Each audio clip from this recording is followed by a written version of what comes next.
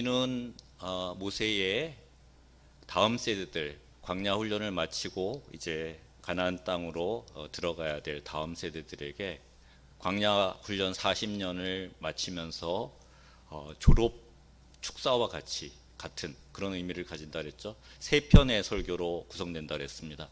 첫 번째 설교가 1장 1절에서부터 4장 44절까지요. 48절까지 볼 수가 있겠네요. 네. 이제 4장은 그 첫 번째 설교, 하나님께서 이스라엘 백성들에게 행하신 일들, 그리고 그에 반응해서 이스라엘 백성들이 광야에서 훈련받았던 그 역사들을 이야기하면서 마무리하는 내용입니다. 그래서 이 그 첫 번째 설교를 마무리하는 와중에 하나님께서 이스라엘 백성들에게 규례와 법도, 즉 율법을 주신 목적이 무엇인지 다시 한번 이야기하면서 뒷부분에 이어지는 이야기는 하나님께서 가장 싫어하시는 일이 무엇인지, 가장 싫어하시는 일이 무엇이죠? 우상숭배죠. 예, 우상숭배를 하지 말라는, 그리고 그 결과가 얼마나 참혹한 것인지를 경고해 주고 있고, 그 다음에 도피성, 요단강 동쪽에 3개의 도피성을 마련하는 것. 도피성은 전체 몇 개를 세우라고 명령하시죠? 6개죠. 요단강 동쪽에 3개를 세우고, 그 다음에 나중에 가나안 땅을 정복한 이후에 또 3개를 세워서 각 지역에서 원치 않는 잘못으로 원한을 사서 복수당할 수 있는 사람들이 피할 수 있는 곳, 그곳을 마련을 해주죠. 그렇게 그 첫 번째 설교가 마무리되고, 두 번째 설교의 서론이라고 할 수 있는, 서원이라고 할 수 있는 말씀이 그 44절부터 해서 두 번째 설교가 시작이 됩니다. 오늘 우리가 그 묵상해야 될 부분은 하나님이 규례를 주시고 법도를 주시고 하신 그 목적이 무엇인지에 관한 것입니다. 그리고 그것을 어떻게 우리 삶 속에 적용을 해야 되는지 하는 내용이죠. 이 내용을 쭉 읽어보면 하나님께서 우리를 얼마나 사랑하시는지, 또 우리가 그 사랑을 받은 자로서 우리가 맡아서 해야 될 가장 중요한 책임이 무엇인지를 일러주고 있습니다. 하나님께서 우리를 사랑하셔서 주신 것이 무엇인가요? 3개의 명이 있죠. 첫 번째가 생명입니다. 죽을 수밖에 없는 우리들, 죄로 인해서 그 죄값을 치러야 되는 저희들, 우리에게 생명을 다시 허락하셨잖아요. 예수님을 이 땅에 보내시고 그분을 우리 대신 죽게 하심으로 우리에게 생명을 되찾게 하셨습니다. 그리고 우리가 하나님께 구원받은 백성으로 어떻게 살아가야 되는지를 알려주는 것, 그것이 바로 율법이고 규례와 명령이죠. 그 속에는 우리가 행해야 될, 지켜야 될 계명이 녹아들어 있습니다. 그리고 그 계명을 붙들고 어떻게 살아가느냐, 우리만 그 계명을 지키며 살아가는 것이 아니라 그것을 지키는 백성들, 하나님의 백성들을 늘려나가야 되는 것이죠. 먼저 내 자녀들에게 그 계명을 가르치고 지키도록 하고, 또 온 세계가 우리의 그 삶을 보면서 하나님 마음을 돌이켜 하나님 앞에 돌아오도록 하는 그 사명을 우리에게 맡겨주신 것입니다. 1절을 보면 어떤 명령을 하고 있죠? 준행하라. 내가 너희에게 가르치는 규례와 법도를 듣고 준행하라. 그것이 그리하면 어떤 결과가 나타난다고 하고 있죠? 너희가 살 것이요 라고 말하고 있습니다. 오해하시면 안 됩니다. 이거를 율법을 지키면 구원받는다, 이렇게 이해하시면 잘못된 것이죠. 네. 이미 이스라엘 백성들은 구원을 얻었습니다. 그리고 약속의 땅으로 가기 직전입니다. 그곳에 가서 이들이 그 생명, 하나님께서 회복시켜 주신 귀한 생명을 유지하기 위해서 어떻게 해야 되는지를 말씀하시는 것이죠. 그 하나님이 주신 규례와 법도를 준행하라. 그것이 삶을 영위하는 유일한 방법이라는 것이죠. 그리고 이어지는 말씀에 너희 조상의 하나님 여호와께서 너희에게 주시는 땅에 들어가서 그것을 얻게 되리라. 그것이 무엇이죠? 땅이고 삶터인 땅이고 또 삶이죠. 복되고 형통한 삶이죠. 그 말씀은 5절에서 또 14절에서 계속 반복되고 있습니다.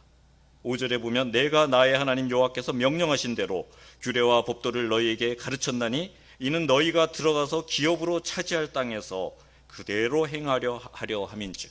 또 14절에 그때 여호와께서 내게 명령하사 너희에게 규례와 법도를 교훈하게 하셨나니 이는 너희가 거기로 건너가 받을 땅에서 행하게 하려 하심이니라. 이렇게 말씀하고 있습니다.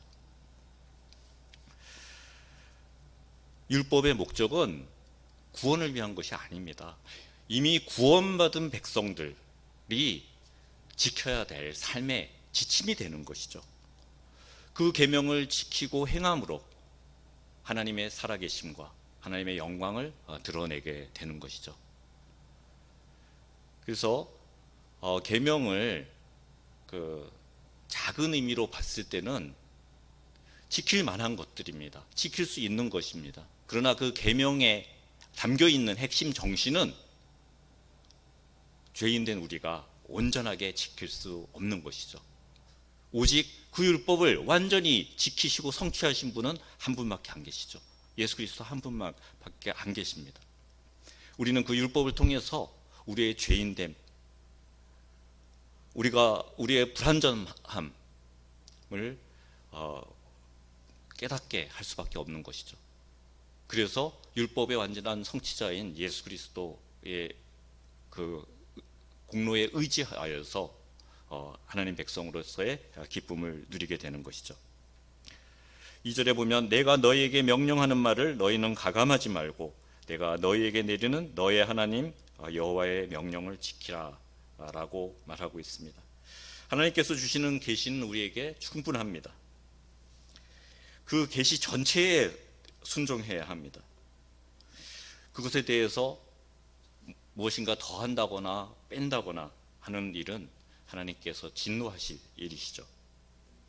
그래서 갈라디아서 3장 15절이나 계시록 22장에서 이 말씀을 거듭 강조하고 있습니다. 우리는 하나님의 말씀 전체를 하나님께서 우리에게 주시는 사랑의 말씀으로 받아들여야 됩니다. 제가 주일학교에 어린이들을 지도를 하면서 유치부건, 유초등부건, 중고등부건, 청년부건 1년에 한 12번씩은 꼭 물어보는 게 있습니다. 성경은 무엇 때문에 쓰여진 책이냐고. 성경에 담겨 있는 하나님의 생각, 하나님의 마음을 한마디로 요약한다면 무엇이냐고 꼭 한번 묻습니다. 여러분들은 어떻게 생각하십니까? 네. 많은 분들이 성경은 우리의 구원을 깨닫도록, 구원의 길을 깨닫도록 하기 위해서 쓰여진 책이다라고도 말씀하기도 하고, 성경은 예수님에 관한 말씀이다라고도 얘기합니다. 다 맞는 말입니다.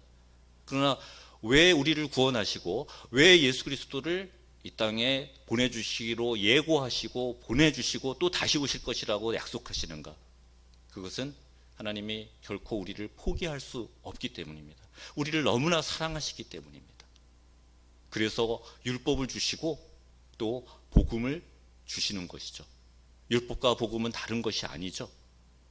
율법과 복음은 바로 하나님의 사랑의 방법, 우리를 향한 사랑의 그 방법을 가르쳐주는 것입니다. 하나님께서 우리를 사랑하셔서 율법을 먼저 주셨고요. 그리고 그 율법을 지켜 행하도록 그 율법에 따라 살도록 하셨습니다. 그리고 그 율법을 통해서 하나님을 어떻게 사랑해야 되는지, 하나님께 사랑받은 자가 이웃들과 어떻게 사랑을 나누며 살아가야 되는지를 거듭거듭 말씀하고 계십니다. 그리고 그것이 우리에게 맡겨주신 사명이죠. 하늘나라의 복음을 전하는 것. 아직도 죄의 종으로 살아가는 많은 이들에게 하나님의 사랑을 전하고 그들이 마음을 돌이켜서 하나님 앞으로 돌아오도록 하는 것, 그것이 우리에게 맡겨주신 사명이죠. 3절에 보면 여호와께서 바알부올의 말로 말미암아 행하신 바를 너희가 눈으로 보았거니와. 바알부올의 일이 무엇입니까? 발락이 발람을 통해서 이스라엘 백성들을 저주하려고 했지만 그 계획은 실패해버리고 말죠. 발람이 높은 곳에 올라서서 이스라엘 백성들을 향해서 저주를 하려고 그러면 그 입에서는 이스라엘 백성들을 향한 축복의 말이 나왔습니다. 하나님께서 그의 입술을 사용하신 것이죠. 그래서 실패하자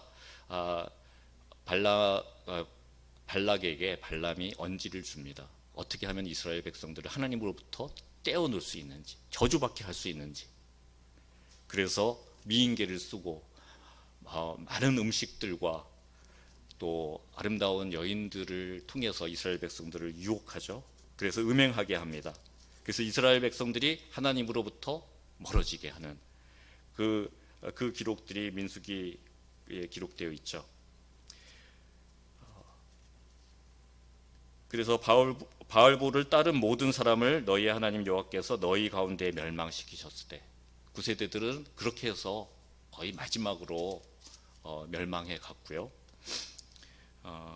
오직 너희의 하나님 여호와께 붙어 떠나지 않은, 하나님께 붙어 떠나지 않은 것이 무엇을 의미합니까?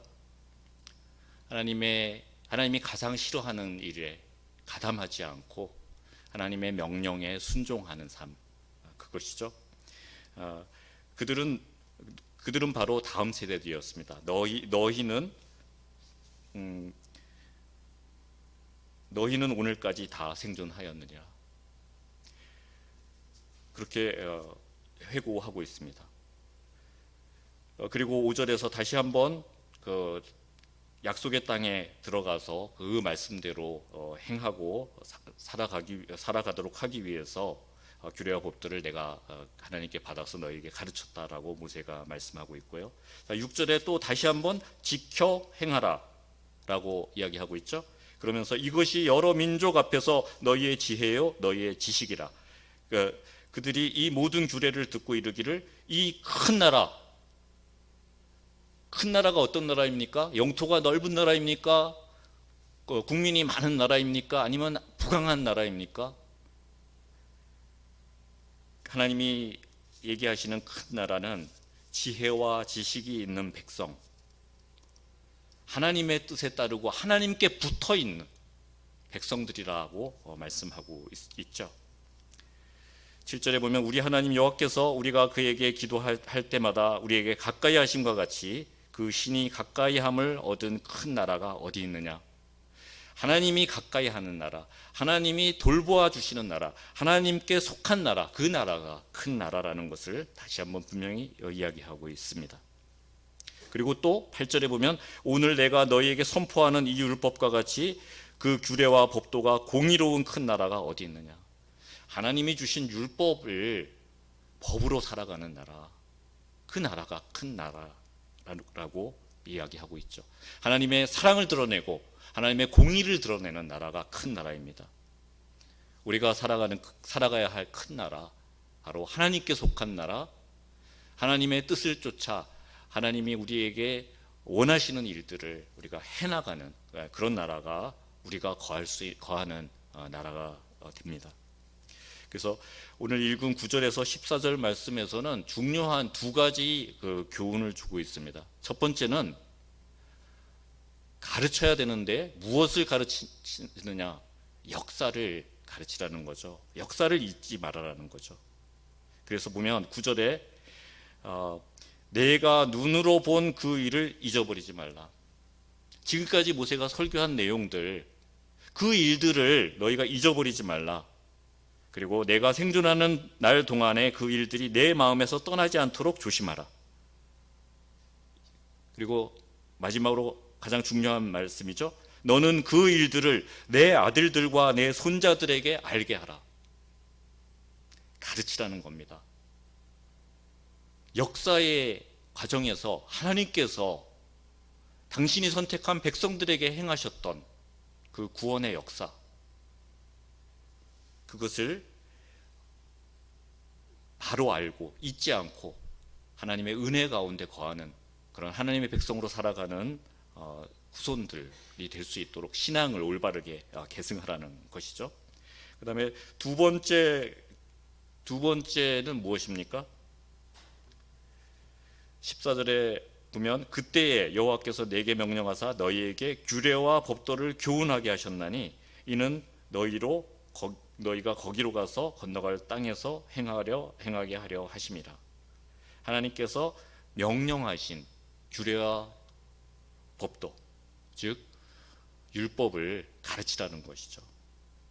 그러면서 모세가 호렙산에서 이스라엘 백성들을 대표하여서 하나님의 부르심에 응해서 나아가서 그 율법을 받았던, 십계명을 받았던 그 순간을 다시 회상을 하면서 이스라엘 백성들에게 이야기해주고 있는 것이 10절부터 13절까지의 내용입니다. 여기서 내가 호렙산에서 내 하나님 여호와 앞에 섰던 날을 기억하라. 영어 성경이나 우리말 성경에서도 우리말 성경이라는 게 있습니다. 그게 원어 성경을 가장 충실하게 번역한 책으로 저는 생각을 하는데요. 세번역이나 공동번역도 원어 성경에 좀 충실하지만 우리말 성경 사역이긴 하지만 원어 성경에 굉장히 충실합니다. 그런데 거기에 보면 영어 성경 여러 판본에서도 그렇고 여호와 앞에 섰던 날을 기억하라 이렇게 하고 있는데, 여기서 우리 개정판에서나 세번역이나 여기서는 기억하라는 말이 빠져 있거든요. 알게 하고 기억하도록 하고 그 말씀을 준행하게 하도록 가르치라라고 하는 명령이죠. 그래서 하나님께서 내게 이르시기를 나에게 백성을 모으라. 내가 그들에게 내 말을 들려주어 그들이 세상에 사는 날 동안 나를 어떻게 함을 배우게 한다고요? 하나님을 경외함을. 하나님을 경외하는 것이 지혜와 지식의 근본이라고 했죠. 바로 그것이 큰 나라 백성이 가져야 될 첫 번째 덕목임을 먼저 6절에서 이야기했습니다.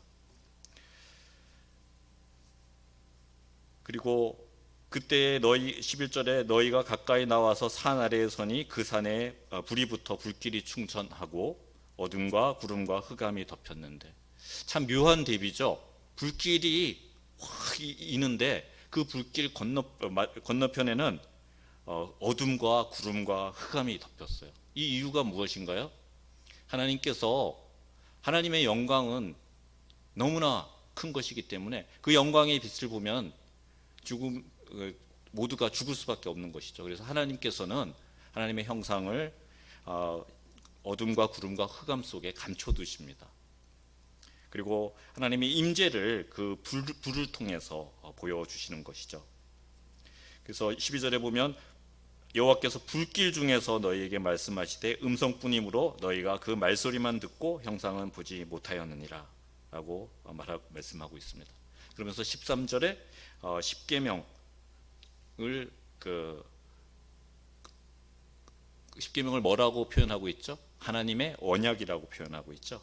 하나님의 언약을 반포하시고 너희에게 지키라 명령하시면서 십계명을 주셨고 그것을 돌판에 새겨 주셨습니다. 그래서 신명기의 두 번째 설교는 바로 이 십계명에 대한 해설서라고 할 수 있습니다. 더 나아가서는 이 십계명에 따르는 출애굽기 21장부터 24장 그리고 레위기 전체의 그 율법들, 그것을 압축 요약 정리, 해석해 주는 그런 내용이죠. 그래서 원문보다 훨씬 짧게 설교가 되어 있습니다. 지난번에도 한번 말씀드린 적이 있지만 설교자가 정말 배워야 될 모세의 설교법은, 근데 정말 이건 어려운 일인 것 같습니다. 하나님의 말씀을 아주 쉽고 짧게 요약하고 바로 이해할 수 있도록 해설까지 덧붙여서 해야 되는 거 쉬운 일이 아니지만 그 일을 신명기 두 번째 설교에서는 하고 있습니다. 이것은 나중에 한번 쭉 계속 보시도록 하고요. 어쨌건 오늘 말씀을 정리하면 하나님께서 이스라엘 백성들을 먼저 사랑하신 이유는 그들을 큰 나라를 이루게 하고 온 세계의 사람들이 그들의 삶, 하나님께 붙어있는 삶을 바라보면서 하나님 앞에 나오도록, 그래서 제사장 나라로서의 역할을 감당하도록 하기 위해서 선택하신 것이죠. 그러나 이스라엘 백성들은 그것이 마치 자기가 잘나서, 그래서 이방인들을 짐승처럼 취급하고 하는, 자신들은 선민으로서 하나님의 특별한 그 존재라는 그런 그 근거도 없는, 하나님의 특별한 존재이기 위해서는 하나님의 말씀을 듣고 따르고 준행하며 그 뜻을 이루어가는 삶이 뒷받침되어야 되는 것이잖아요. 우리도 마찬가지입니다. 하나님께 속한 백성으로 기쁨을 하나님께 찬양하고 노래하지만 우리의 삶이 하나님의 주신 그 계명을 따르지 못하는 삶, 하나님께서 주시는 사명을 감당하지 못하는 삶이라고 한다면은 하나님의 진노를 살 수밖에 없는 삶이죠. 우리가 구원받은 백성일 수 있는 이유가 무엇인지 분명히 알아야 되고 그 기쁨 가운데서 우리의 삶을 이루어 가야 하는 것입니다. 우리 담임 목사님께서 늘 피를 토하듯이 강조하시고 가르치시는 바가 바로 그것이잖아요. 하나님의 구원이 무엇인지, 그 참된 구원 가운데 우리가 들어가는 길이 무엇인지 말씀하시잖아요. 우리가 열심히 배우고 그 말씀대로 지켜 행하며 우리의 후손들에게, 우리의 자녀와 손자들에게 그것을 가르치고 그들이 하나님께서 약속하신 그 땅에 머물면서 하나님의 영광을 드러내는 그런 삶을 살아갈 수 있도록 가르쳐야 할 책무가 우리에게 있습니다. 역사를 바로 가르치고 하나님의 율법을 바로 가르치는 일, 성경 말씀을 늘 가까이 하며 그 말씀을 곰씹어서 죽을 만들어서 우리 자녀들에게 가르치는 일, 바로 그것이 우리가 해야 될 일입니다. 예수 그리스도를 이 땅에 보내주신 날을 기념하는 성탄절 내일입니다. 하나님의 그 놀라운 사랑을 우리가 다시 한번 기억하며 우리가 그 사랑 앞에 어떤 삶으로 반응해야 되는지를 생각하며 하나님 앞에 기도드리며 하루를 시작했으면 좋겠습니다. 기도하겠습니다. 하나님 감사합니다. 신명기 첫 번째 설교의 마무리 첫 번째 부분을 보면서 하나님이 우리에게 주신 생명, 우리에게 주신 계명, 우리에게 주신 사명을 다시 한번 되돌아봅니다. 하나님이 주신 생명을 마음껏 누리며 또 그 생명을 누리도록 하기 위해서 예비하신 그 모든 은혜들을 하나도 놓치지 않고 다 받아 누릴 수 있는 그 기쁨이 우리 가운데 있게 하여 주시옵소서. 하나님 백성으로 어떻게 살아가야 될지 규례와 명령을 주셨습니다. 그 말씀들이 화석화되지 않고 우리 삶 속에서 살아 드러나게 하여 주시옵소서. 우리가 큰 나라의 백성, 영원한 나라의 백성임이 우리의 삶을 통해 드러날 수 있도록 인도하여 주시옵소서. 예수 그리스도께서 가장 큰 계명, 주 너의 하나님을 마음을 다하고 뜻을 다하고 힘을 다하고 생명을 다하여서 사랑하라고 하신 그 명령을 붙들고 또 내 이웃을 내 몸같이 사랑하라고 하신 그 명령을 붙들고 우리가 살아갈 수 있게 하여 주시옵소서.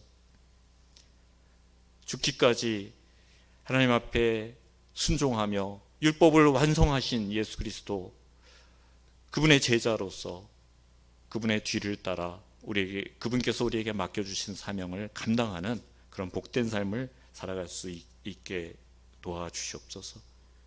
무엇보다 하나님의 사랑의 말씀, 그 말씀을 배우고 연구하며 준행하는 일에 힘쓰게 하여 주시고, 그것을 우리 자녀에게, 우리 손자들에게 힘을 다해 가르칠 수 있는 지혜를 저에게 허락하여 주시옵소서.